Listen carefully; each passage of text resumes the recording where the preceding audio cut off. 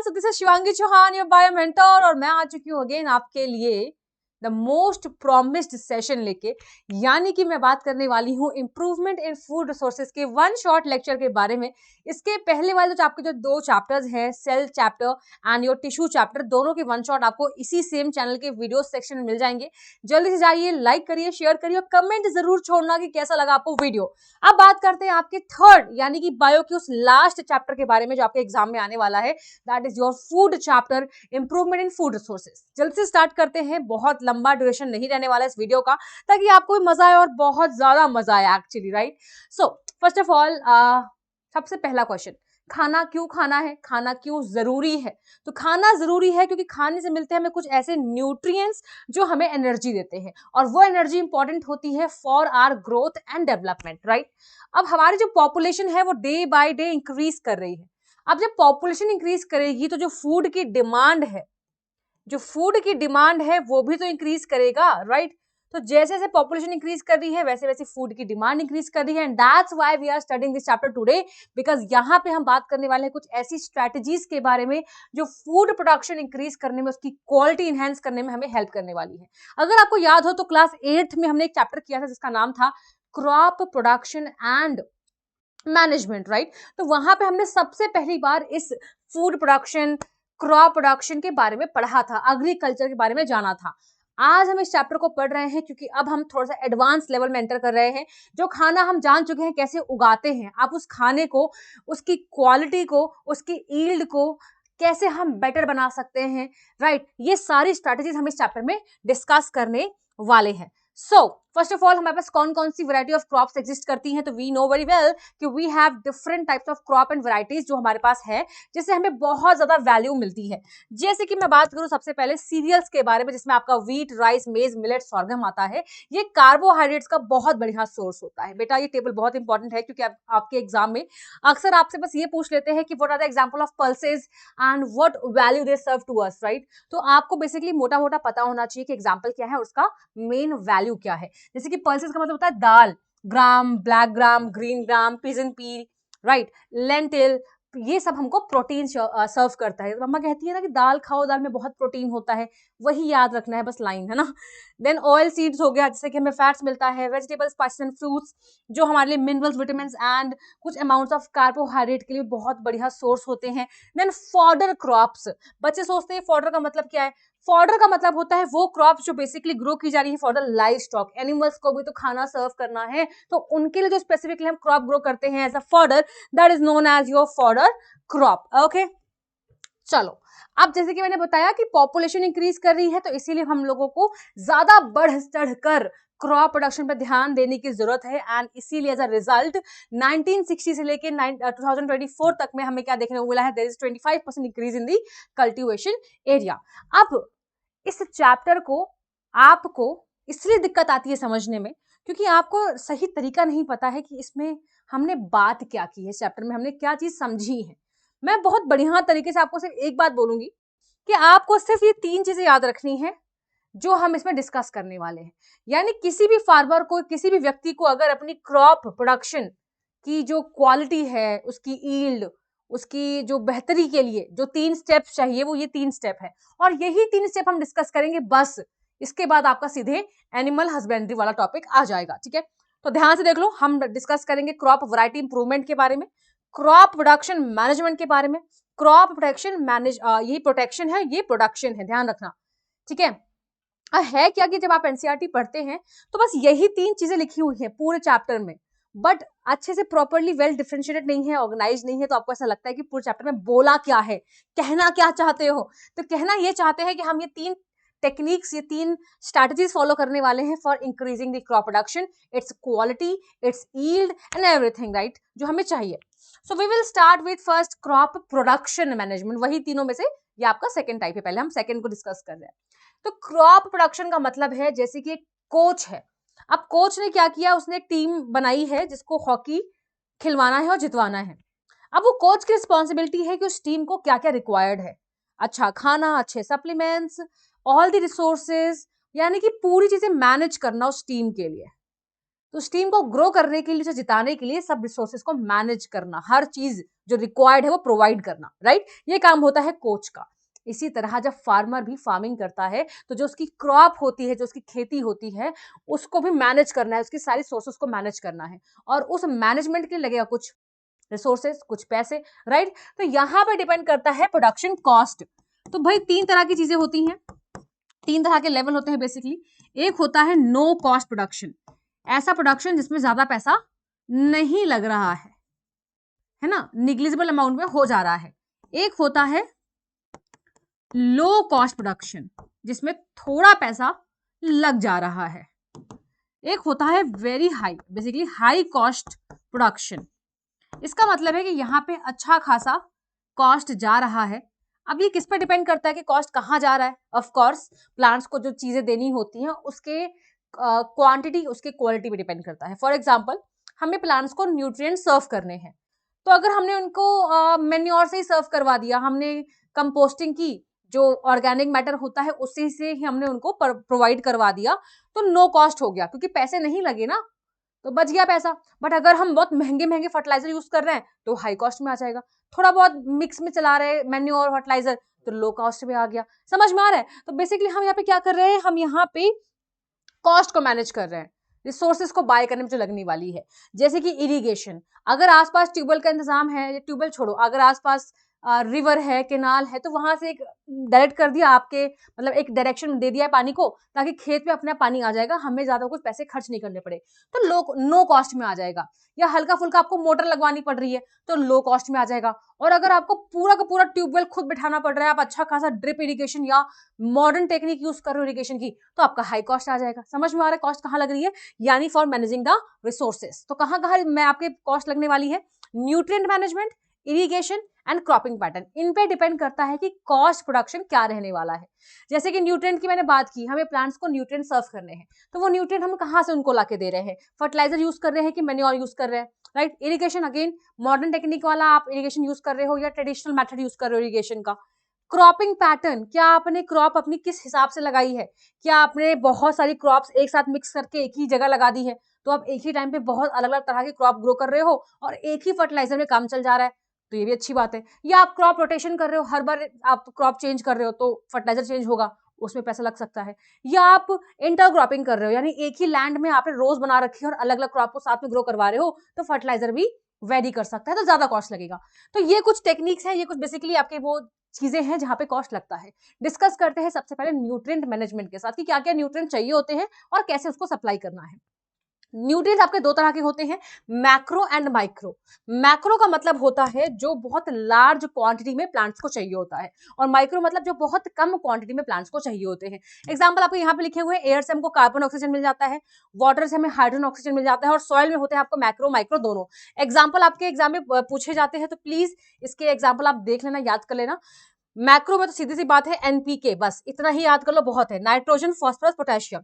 And micro में आपको इनको सबको एक बार देख लेना है, एग्जांपल्स आते हैं मैक्रो माइक्रो दोनों के, ठीक है। अब बात करते हैं क्रॉपिंग पैटर्न के बारे में, जो मैं आपसे बता रही थी। न्यूट्रिएंट हमने देख लिया भाई, ठीक है। और न्यूट्रिएंट का एक और फैक्टर कि भाई आप फर्टिलाइजर यूज कर रहे हैं या मैन्योर यूज कर रहे हैं। मैन्योर का मतलब होता है ऑर्गेनिक वेस्ट, है ना, ऑर्गेनिक वेस्ट जिसको आपने डिकम्पोज किया एंड एक पूरा ह्यूमस रेडी किया, and that is very cost friendly and also soil friendly, nature friendly, तो it's a very good option.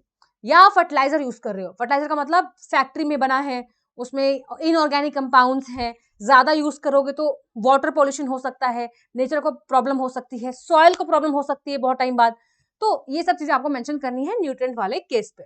Now if I talk about the cropping pattern, किस pattern में grow कर रहे हैं, तो ये आपके एग्जाम में क्वेश्चन आता है। तो सबसे पहले आता है आपका मिक्स्ड क्रॉपिंग। मिक्स्ड का मतलब है आपने बहुत अलग अलग तरह की क्रॉप्स के सीड्स को मिक्स किया और एक साथ ग्रो करवा दिया एक ही जगह में। तो यहाँ पे क्या हुआ कि आप सब में एक ही तरह का फर्टिलाइजर यूज कर सकते हैं, कॉस्ट फ्रेंडली हो जाएगा। दूसरा होता है इंटरक्रॉपिंग, यानी आपने रोज बनाई है, एक ही लैंड में आपने कुछ क्यारी बोलते हैं ना, क्यारी बनाई है, रोज बनाई है, और वहां पे आप अलग अलग तरह के कॉम्बिनेशन ऑफ क्रॉप्स ग्रो करवा रहे हैं। तो यहाँ पे हो सकता है कि आप different kind of fertiliser use करें depending upon their requirement, each plant requirement. तो यहाँ पे कॉस्ट थोड़ी सी जा सकती है। Okay, got it. ठीक है। फिर आता है आपका crop rotation. In case of crop rotation, अगर मैं क्रॉप रोटेशन की बात करूं तो यहाँ पे क्या चीज होने वाली है, यहाँ पे आप रोटेट करवा रहे हैं, सीजन वाइज क्रॉप को चेंज कर रहे हैं। हर कुछ टाइम में जो क्रॉप का आप पैटर्न जो है बेसिकली आप चेंज कर रहे हो। आपने एक सीजन में ग्रो करवा दिया फॉर एग्जांपल वेजिटेबल्स, नेक्स्ट में फ्रूट्स ग्रो करवा दिए, उसके नेक्स्ट में आपने पल्सेस ग्रो करवा दिए, यानी you are changing the crops continuously so that मिट्टी से एक ही तरह के न्यूट्रिएंट गायब ना हो, बार बार उनको मौका मिले रिप्लेनिश होने का, वापस से फिल होने का। Got it. फिर आता है आपका crop variety improvement. Crop variety improvement यानी कि अब हम आ चुके हैं आपके नेक्स्ट टेक्निक में। हमने कहा था ना कि 3 चीजें पढ़ने वाले हैं, तो पहला हो गया आपका that was your crop production, ये वाला हमने कर लिया है। अब हम बात करने वाले हैं फर्स्ट वाले टाइप की, that is crop variety improvement हम देखने वाले हैं। तो क्रॉप वैरायटी का मतलब क्या होता है, क्रॉप वैरायटी इंप्रूवमेंट का मतलब क्या होता है कि now you are focused, now you want to improve the quality of the crops, now you want to improve the quality of the crops, ज्यादा बेटर यील्ड दे, उनका न्यूट्रिएंट वैल्यू ज्यादा हो, ज्यादा हमको उनसे फायदा हो, मोर ऑर्गेनिक, राइट। तो यहाँ पे आप अपनी क्रॉप की वैरायटी इंक्रीज करने की कोशिश कर रहे हैं। अब आपने खुद नोटिस किया होगा जब भी आप मार्केट में जाते हैं तो मार्केट में जाने के बाद यू रियलाइज वेरी वेल कि वहां पे एक ही चीज के बहुत अलग अलग वैरायटीज हैं। आपको टमाटर चाहिए, टमाटर 3 तरह के हैं, hybrid tomato, organic grown tomato, देसी टमाटो। लो भाई 3 टमाटोज आ गए, अब क्या करें, ओह टमाटर, आह टमाटर, लाल टमाटर, कौन से टमाटर लें। यानी you have lots of variety now in the market कि आप कौन सा सिलेक्ट कर सकते हैं। ये वैरायटी आपको क्या लगता है भगवान ने दी है? भगवान ने तो एक ही चीज बना के भेजी थी। ये अलग अलग वैरायटीज किसने क्रिएट की है? साइंटिस्ट ने की है by the process called hybridization. जहां पे होता क्या है कि जो हमें ट्रेड्स चाहिए उन ट्रेड्स को मिक्स करवाते हैं, बेसिकली एक ऐसी वैरायटी क्रिएट की जाती है जिसमें वो सारे हमारे पसंदीदा चीजें हैं जो हमें चाहिए अपनी प्लांट में। फॉर एग्जाम्पल साइंटिस्ट को 2 प्लांट मिले, एक ऐसा प्लांट था जिसके टमाटर हरे थे लेकिन उस टमाटर के पेड़ में कभी कीड़े नहीं लगते, पेस्ट रेजिस्टेंट है, कीड़े नहीं लग रहे लेकिन टमाटर हरा है। हरा टमाटर देख के कोई खरीदेगा ही नहीं, बोलेगा अरे कच्चा है, लेकिन टमाटर अच्छा है क्योंकि उसमें कीड़े नहीं लग रहे, और कीड़े नहीं लग रहे तो यानी कि पैसे बचने वाले हैं पेस्टिसाइड खरीदने के लिए। और एक उनको पेड़ ऐसा मिला जो लाल टमाटर है, सुंदर दिख रहा है, लेकिन पेड़ में बहुत जल्दी कीड़े लग जाते हैं। तो अब क्या करें, हमको तो ऐसा पेड़ चाहिए जिसमें टमाटर लाल हो और उसमें कीड़े ना लगे, पेस्ट रेजिस्टेंट हो। तो हम क्या करेंगे, इन दोनों के जीन्स आपस में मिक्स करवा देंगे और एक ऐसी वैरायटी क्रिएट करेंगे जहां पे लाल टमाटर होगा लेकिन उसमें कीड़े नहीं लगेंगे। इसी को बोलते हैं hybridization, to create hybrids, mix varieties, right. जो हमको ट्रेड पसंद था वो ट्रेड सिलेक्ट करके एक नई वैरायटी बना दी। अब हाइब्रिडाइजेशन जो है वो 2 वैरायटीज के बीच में भी हो सकता है इंटर वैराइटल, 2 जीनस के बीच में भी हो सकता है इंटर जेनरिक, या 2 स्पीसीज के बीच में भी हो सकता है दैट इज इंटर स्पेसिफिक। तो 3 तरह से हो सकता है। इट मतलब डिपेंड, जरूरी नहीं है कि एक ही स्पीसीज की हो, they can be of same, they can be of different genus also, they can be of different species also, they can be of different variety also. बस हम क्या कर रहे हैं, हम चाह रहे हैं बेहतरी, हम चाह रहे हैं ऐसा चीज क्रिएट करना जो हमारे, या मैं कहूँ लोगों के लिए बहुत फायदेमंद होगा। फायदे ज्यादा, पैसा बहुत मिलेगा, क्योंकि पैसे लग रहे हैं तो पैसे लेंगे भी उनसे फिर, राइट। तो this is called your variety improvement के लिए आप हाइब्रिडाइजेशन यूज करते हैं। अगेन ये वाली स्लाइड जो थी ये न्यूट्रिएंट मैनेजमेंट के अंदर आती है, जो हमने पढ़ा था न्यूट्रिएंट मैनेज करने हैं, फर्टिलाइजर, मैन्योर, ये वही स्लाइड है जहां पे आपको बहुत बढ़िया तरीके से फर्टिलाइजर मैन्योर के बीच में डिफरेंस लिखने हैं, जो मैं आपको बताए थे ऑलरेडी। बस वही स्लाइड है, बस आ बाद में रही है, ठीक है। तो यहाँ पे न्यूट्रिएंट्स के बारे में लिखा है। Now let's talk about the third strategy. This is the last strategy in case of your plant production. इसके बाद हम एनिमल हस्बेंड्री स्टार्ट कर देंगे। देखो कितना सिंपल है, बस एक सही तरीका पता होना चाहिए पढ़ने का। बहुत सिंपल चैप्टर है, एक तरीका जो है मैं आपको बताने आई हूं बस। थर्ड टेक्निक पढ़ने वाले हैं, यानी कि हम पढ़ने वाले हैं, आप खुद देखिए यहाँ पे, मैं आपको याद दिला दूं, हमने ये वाला कर लिया, ये वाला कर लिया, अब हम ये वाला करने जा रहे हैं, that is crop protection management. ये पढ़ लेंगे तो हमें मालूम चल जाएगा कि हमारी क्रॉप की वैरायटी इंप्रूव करने के लिए, उसकी क्वालिटी इंप्रूव करने के लिए, उसकी यील्ड इंप्रूव करने के लिए क्या क्या चीजें चाहिए होती हैं। वही 3 स्ट्रैटेजी हमने पढ़ ली है। Now this one is the protection management. मैंने क्या कहा भाई, इतनी मेहनत से किसी ने खेती करी है, इतना पैसे लगे हैं, लो कॉस्ट हाई कॉस्ट वाली जो प्रोडक्शन होती है उसमें सपने होते हैं कि अच्छी खेती होगी, अच्छी बिक्री होगी, अच्छे पैसे आएंगे। आप खुद सोचो अगर क्रॉप को कीड़े खा गए, कितना दुख की बात है। एक बच्चे जैसे पाली जाती हैं क्रॉप्स को, एक फार्मर अपनी खेती को एक बच्चे जैसा पालता है, बड़े प्यार से उसका ध्यान रखता है, पानी पिलाता है, न्यूट्रिएंट्स देता है, वेट करता है इसके बड़े होने का, और बीच में कीड़े खा गए, फिर गलत चीज ना। तो इसीलिए ये बहुत ज्यादा इंपॉर्टेंट स्टेप है आपके इस वाले चैप्टर का, that is crop protection management, जहां पे आप ये समझेंगे कि जो क्रॉप्स होती हैं उनको बहुत चीजों से खतरा होता है, उनमें कीड़े लग सकते हैं, उनमें बीमारियां आ सकती हैं, राइट, वीड्स आ सकते हैं, बेसिकली अनवांटेड प्लांट्स जो आपकी खुद की क्रॉप का कंपटीशन करेंगे कि भाई हमें चाहिए धूप, हमें चाहिए न्यूट्रिएंट्स, राइट। तो we have to protect our crop from various variety of things, वही हम देखने वाले हैं इसके अंदर। तो फर्स्ट ऑफ ऑल क्या क्या चीजें रहती हैं हमें अपनी क्रॉप को बचाने के लिए कीड़े मकोड़े बीमारियों से, हम दो चीजें देखते हैं, pest control and weed control. Pest control and the weed control.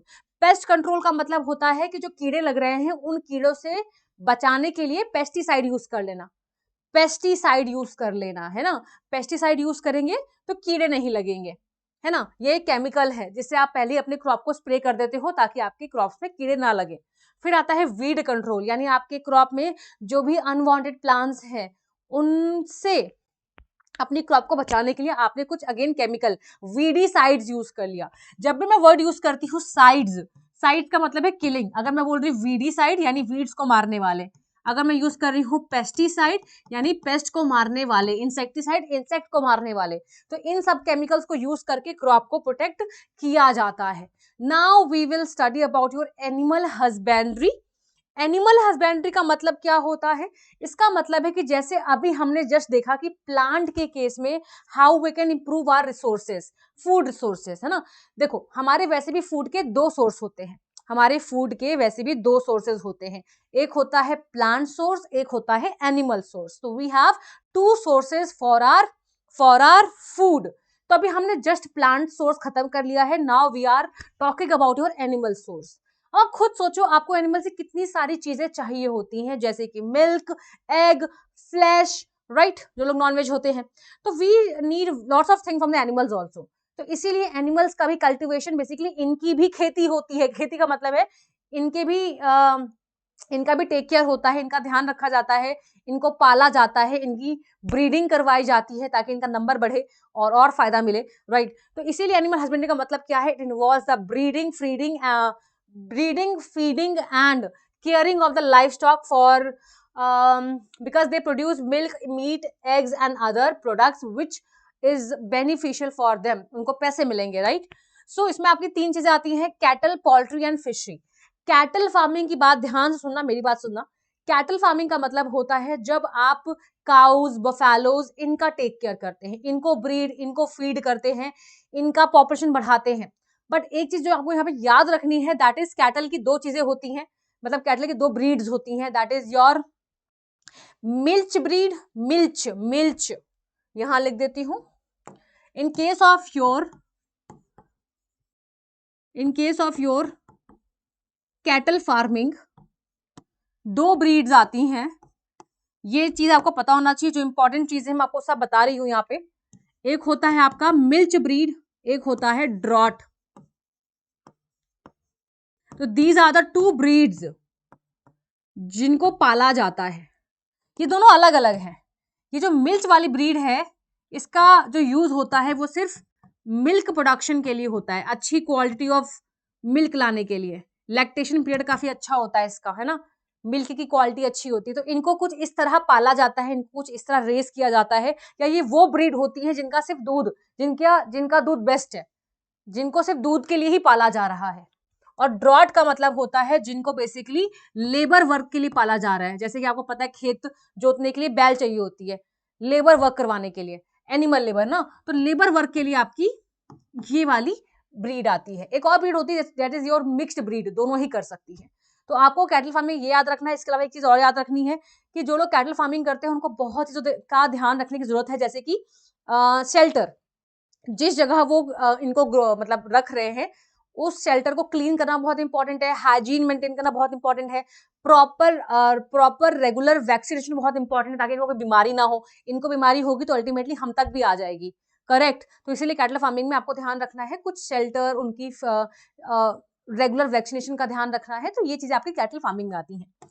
दूसरा जो आपका इंपॉर्टेंट है that is your poultry farming. Poultry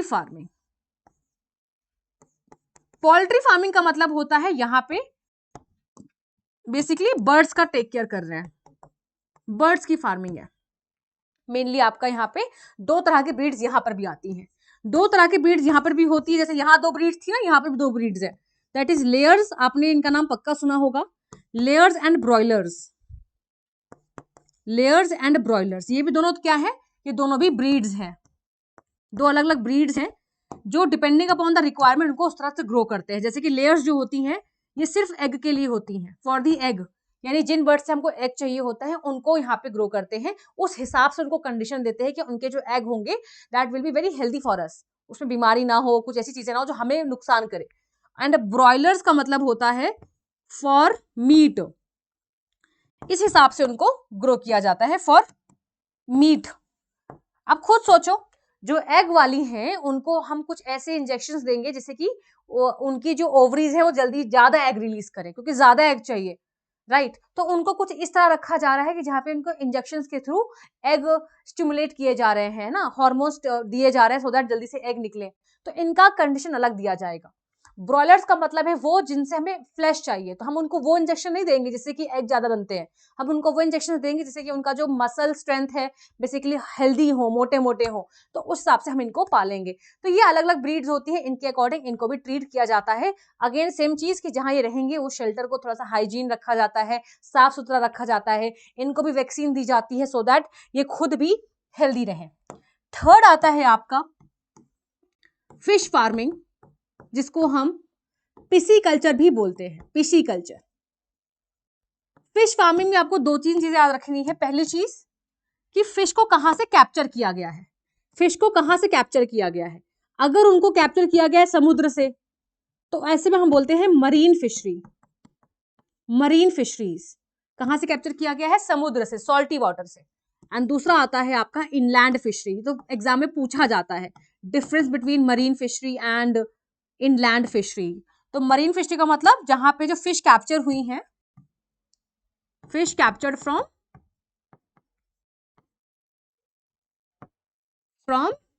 सी, है ना, सॉल्टी वाटर जो होता है। और इस केस में जो फिश कैप्चर की गई है रिवर, लेक, पॉन्ड, यहां से की गई है। तो पहली चीज तो ये कि इनको कैप्चर कहां से किया गया है।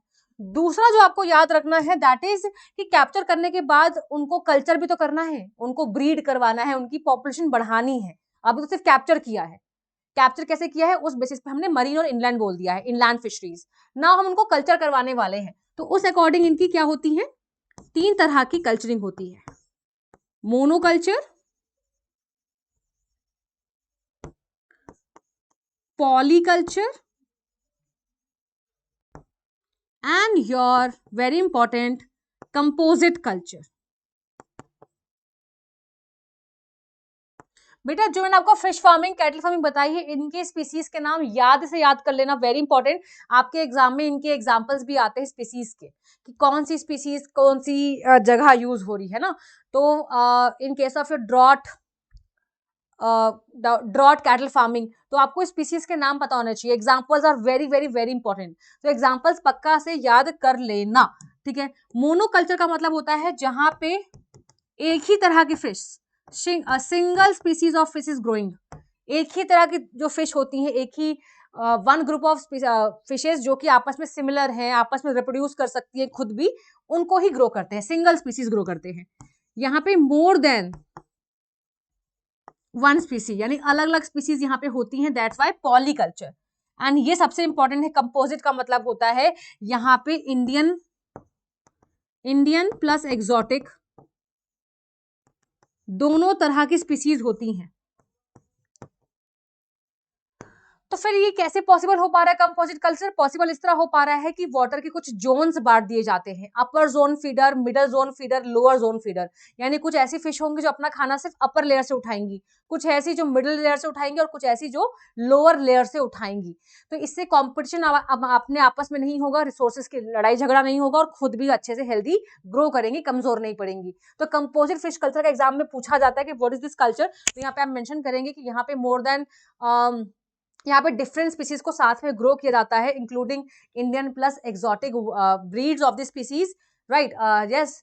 And it's possible because they are different zone feeders. तो तो इसलिए there is no competition and they are living healthy. Okay, so the last top, हाँ yes, one more thing, that is your B keeping. Beekeeping, तो beekeeping में जो सबसे main question आता है that is the common species जो bee में हमको चाहिए होती हैं, राइट। तो आपका जो नेक्स्ट वाला है that is your B keeping, यानी हनी बी। जो हनी बी होती है they are also very important in case of your animal husbandry, क्योंकि हमें उनसे क्या चाहिए होता है, we require what, we require honey, bee wax, and इनसे ही बनने वाले बहुत सारे products like medicinal products, cosmetics, सब इनसे ही बन जाते हैं, right. Even for pollination also, as a pollinators के लिए भी इनको ग्रो करवाया जाता है। मान लो किसी को पॉलिनेटर्स चाहिए तो इनसे खरीद लेंगे बीज को, तो एज अ पॉलिनेटर्स की तरह भी इनको रखा जाता है। अब जो इससे क्वेश्चन आता है that is common bee species. Common species जो यूज करते हैं in for this honey production, कौन सी है वो कॉमन स्पीसीज, तो आपको कॉमन स्पीसीज का नाम याद रखना है, ठीक है। जैसे कि एपिस सेराना, एपिस मेलिफेरा,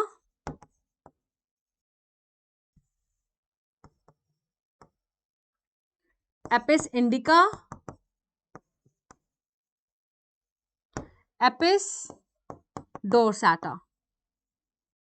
तो ये वो कुछ कॉमन स्पीसीज है जिनको हम यूज करते हैं for the production of honey which produces good quality of honey, ठीक है। So this was about your honey keeping also.